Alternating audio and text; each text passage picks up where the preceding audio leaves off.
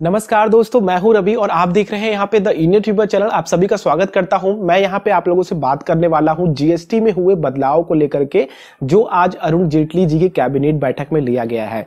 तो यहाँ पे कई सारे बदलाव आप लोगों के लिए किए गए हैं, जैसे कि यहाँ पे आप लोगों का दायरा था रजिस्ट्रेशन कराने के लिए जीएसटी के लिए 20 लाख रुपए, जो कि अभी से बढ़ा करके दोगुना कर दिया गया है 40 लाख रुपए। यानी कि दोस्तों जो भी लघु उद्योग 40 लाख रुपए से ज्यादा का सालाना टर्नओवर कर रहा है, उसके लिए जीएसटी रजिस्ट्रेशन कराना जरूरी हो गया है अब। और वहीं पे अगर हम उनकी बात करें, जैसे कि आप लोगों का पूर्व उत्तर के राज्य और साथ में आप लोगों के पहाड़ी इलाकों के राज्य, वहां पे क्या था दोस्तों, 10 लाख रुपए का ये दायरा था, जिसे बढ़ा करके इसको भी दोगुना कर दिया गया है, यानी कि 20 लाख रुपए। कोई भी लघु उद्योग जो 20 लाख रुपए से ज्यादा का टर्नओवर कर रहा है सालाना, वो उसको जीएसटी रजिस्ट्रेशन कराना जरूरी है। यानी कि आप लोगों के राज्य में किसी भी तरह का जीएसटी रजिस्ट्रेशन का दायरा था, उसे बढ़ा करके दोगुना कर दिया गया है आज की बैठक में। यानी कि जीएसटी में आप लोगों को काफी अच्छा ये बेनिफिट देखने को मिला है। लेकिन दोस्तों अगर हम इसकी बात करें तो अगर इस दायरे को बढ़ाया गया है तो टैक्स चोरियां भी निकल करके सामने आएंगी। हम उसके बारे में बात नहीं करेंगे, हम आगे प्रोसीड करते हैं कि आप लोगों की क्या क्या और अपडेट करी गई हैं। यहाँ पे दोस्तों कंपोजिशन स्कीम को लेकर के भी काफी ज्यादा अच्छा अपडेट किया गया है। अगर हम कंपोजिशन स्कीम के बारे में बात करें तभी आप लोग को ये चीजें समझ में आएंगी।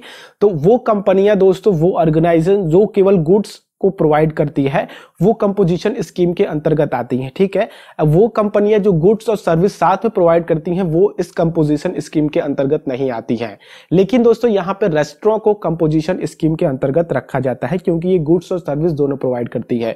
केवल यही एक सेक्टर है जो गुड्स और सर्विस प्रोवाइड करती है, लेकिन इनको इस दायरे में रखा गया कंपोजिशन स्कीम के दायरे में।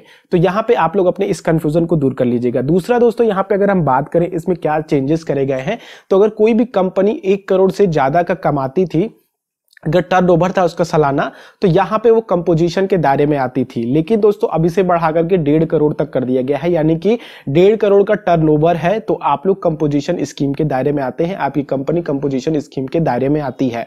अभी कंपोजिशन स्कीम का फायदा क्या था, आप लोगों का ये जो 3 तरह के जीएसटीआर भरने पड़ते हैं आप लोग को, जीएसटीआर 1, जीएसटीआर 2, जीएसटीआर 3, इन तीनों को नहीं भरना पड़ता, केवल आप लोग को जीएसटीआर 4 भरना पड़ता है अगर आप लोगों की कंपनी कंपोजिशन स्कीम के अंतर्गत आती है। तो दोस्तों इसके दायरे को, जैसा कि मैंने आप लोगों से कहा कि जो 1 करोड़ था अब 1.5 करोड़ जो आप लोगों का करती है सालाना टर्नओवर कोई भी कंपनी, तो कंपोजिशन स्कीम के अंतर्गत आती हैं। और वहीं पे दोस्तों आप लोगों के लिए काफी अच्छा अपडेट ये भी किया गया है कंपोजिशन स्कीम में कि यहाँ पे आप लोगों को अब तिमाही का टैक्स भरना है, लेकिन सालाना में अब आप लोगों को केवल एक बार रिटर्न भरना है।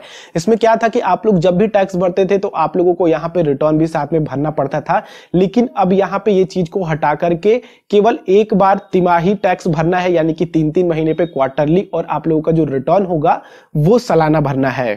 और दोस्तों वहीं पे कंपोजिशन स्कीम के लिए आप लोगों को जो उपकर था, जिसे आप लोग जीएसटी की भाषा में लीव भी कहते हैं, तो जो 6% से 5% की बातें हो रही थी, जैसे कि आप लोगों का केंद्रीय राज्य मंत्री शिव प्रसाद शुक्ला जी ने इसके लिए याचिका भी दायर की थी, लेकिन इसमें किसी भी तरह का अपडेट नहीं किया गया है। ये आप लोगों का 6% ही बना रहेगा। और वहीं पे दोस्तों वित्त मंत्री अरुण जेटली जी ने यह भी कहा है कि आप लोगों का जो केरल पे बाढ़ आपदाएं आई थी, तो उसको रिकवर करने के लिए केरल सरकार आप लोगों की 1% से ज्यादा का जो कि उपकर नहीं लगा सकती है, या फिर आप लोग कह सकते हैं सेस नहीं लगा सकती है 1% से ज्यादा का। और मैं आप लोगों को एक बात और याद दिला देना चाहता हूं, जैसा कि मैंने आप लोगों को बताया था, जीएसटी रजिस्ट्रेशन का दायरा पूर्व, उत्तर और उन पहाड़ी राज्यों के क्षेत्रों में जहां पे आप लोगों का 10 लाख से 20 लाख कर दिया गया है अगर उनका सालाना टर्नओवर है तो।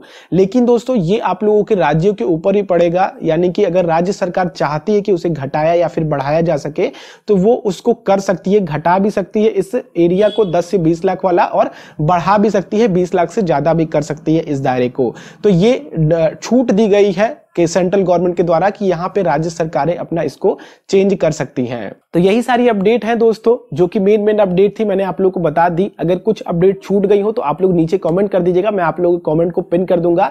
बाकी अगर आप लोग कुछ मुझसे इतना में पूछना चाहते हैं तो पूछ सकते हैं नीचे कमेंट बॉक्स में।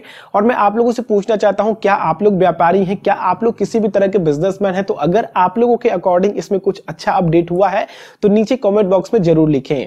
बाकी इस वीडियो में इतना ही है। वीडियो ने आप लोगों को समझने में हेल्प करी हो लाइक जरूर करें, दूसरों के साथ शेयर करें, खास करके उनको जो ये जीएसटी समझ में नहीं आती थी और जो लोग परेशान थे भैया कि इस दायरे को बढ़ा करके इतना कर दिया जाए उतना कर दिया जाए, तो हो सकता है इनके लिए थोड़ी बहुत अच्छी अपडेट हो सकती है।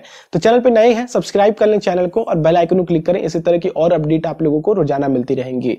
आप लोगों से नेक्स्ट वीडियो मिलता हूं, आप लोगों का दिन शुभ हो, जय हिंद।